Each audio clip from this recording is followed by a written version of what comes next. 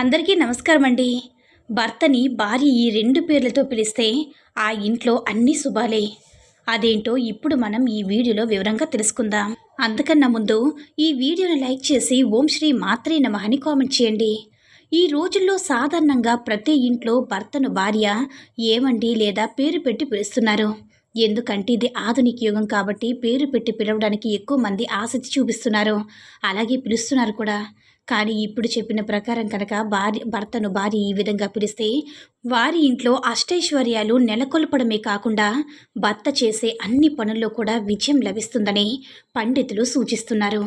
మరి భర్తను భార్య ఏ విధంగా పిలవాలి, ఏ విధంగా పిలిస్తే ఇంట్లో అంతా కూడా శుభం జరుగుతుందో ఇప్పుడు మనం ఈ వీడియోలో వివరంగా తెలుసుకుందాం.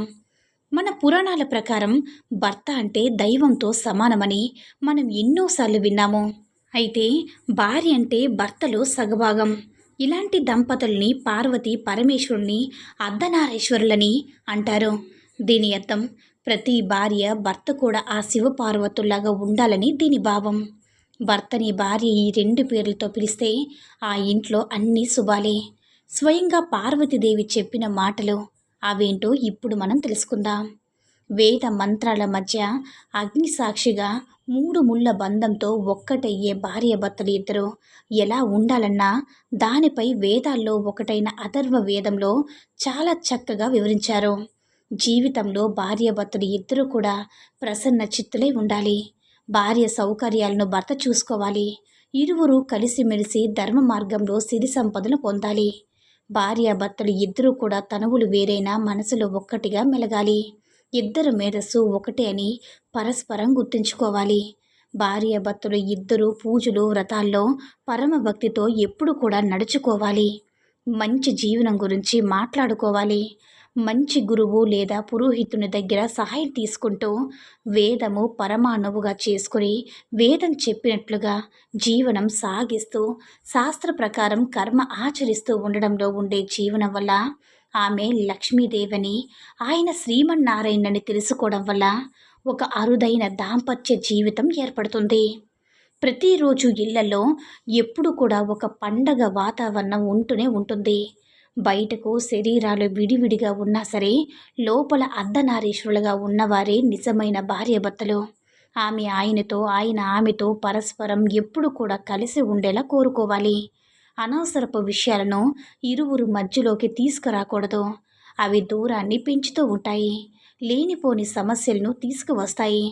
ఎటువంటి పరిస్థితి ఎదురైనా సరే ఒకరికి ఒకరు తమ ఆలోచనలు, నిర్ణయాలు స్వతంత్రంగా తీసుకుని చెప్పుకోవాలి. భార్యకు అనారోగ్యంగా ఉంటే భర్తకు అనారోగ్యంగా ఉంటే భార్య తోడుగా ఉండాలి. వదిలిపెట్టి వెళ్ళే మనస్తత్వం కలిగి ఉండరాదు. నా భార్య ఎప్పుడూ నా కోసం వంటగదిలో కమ్మనైన భోజనాన్ని వండి పెట్టి ఒక యంత్రంలా కాకుండా పని చేయడం నాకు ఇష్టం లేదని అనుకోవాలి. భర్త నేను కూడా ఈ పని చేయగలను, నేను మన కోసం మన కుటుంబం కోసం ఏమైనా సరే చెయ్యాలి అనుకుంటున్నానని ఆలోచించి భార్యకు సహాయం చేసే బంధాన్ని మరింత గట్టిపడుతుంది. ఇద్దరూ ఎప్పుడూ నవ్వుతూ ఉండాలి. భర్త భార్య ఇద్దరు కూడా సమానమే. నమ్మకం క్షమాగుణం ఇద్దరికీ ఉండాలి. ఇద్దరు ఇష్టాలను పంచుకోవాలి. మంచి స్నేహితులు ఉండాలి. ఇద్దరు ఒకరినొకరు ప్రోత్సహించుకోవాలి. మంచి అలవాట్లు కలిగి ఉండాలి.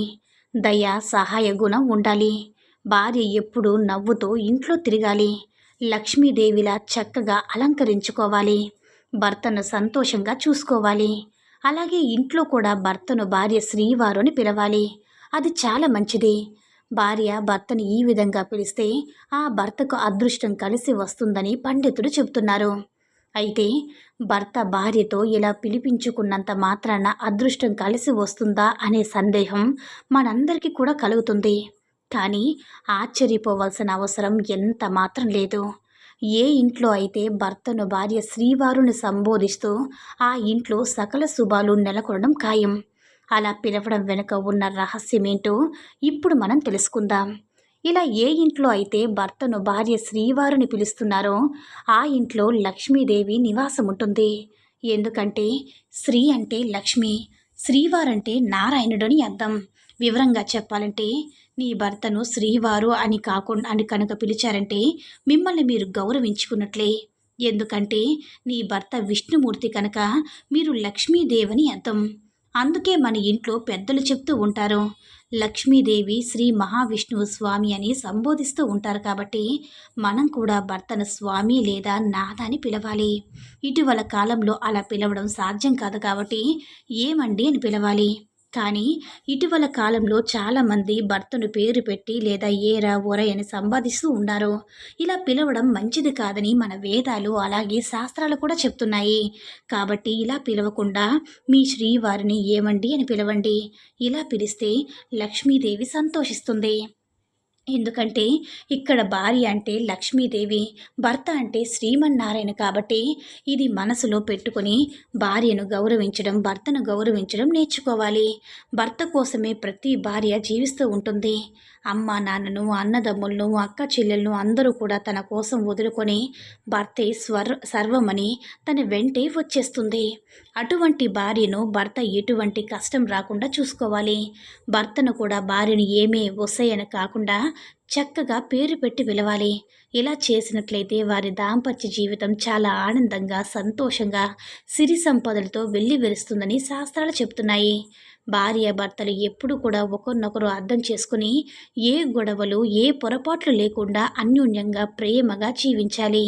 ఇలా ఏ భార్యాభర్తలైతే ఉంటారో వారి జీవితం పూలు పాన్పులా ఆనందమయంగా ఉంటుంది.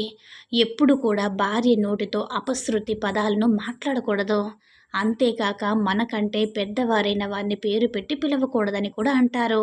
అలానే భర్తను శ్రీవారిని పిలిస్తే సకల శుభాలు కలుగుతాయి.